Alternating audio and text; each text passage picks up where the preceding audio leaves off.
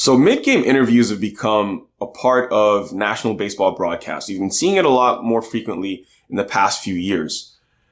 We have a tweet here that says, there are certainly arguments for not having players getting interviewed while on the field during a game, but an overwhelming counter-argument in favor of them was that half inning with Mookie Betts.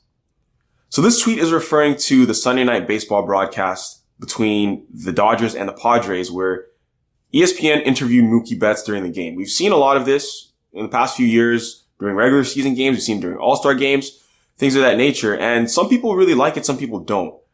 I did see this broadcast with Mookie, and I thought it was a very good interview.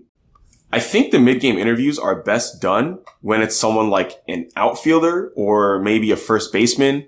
But typically, when they try to interview someone who's more involved with every single play, like a shortstop, for example, we've seen them do that. It tends to distract the players. A middle infielder, a shortstop, or a second baseman, they sometimes have to turn to. We saw Gleyber Torres have to do that once on Sunday Night Baseball. We've seen players seem a bit distracted.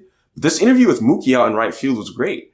I was watching the game with someone who doesn't watch much baseball, and they loved it because they felt like they learned so much about Mookie Betts and his personality. They didn't even know who Mookie Betts was, but after that interview, they got to know that he's buddies with Chris Paul. They got to know that he's great at bowling. They got to see his humor a little bit. There was a ground ball to shortstop where Trey Turner fielded it and airmailed it to first base. And Mookie then said, do you guys want to call that or just pretend it didn't happen?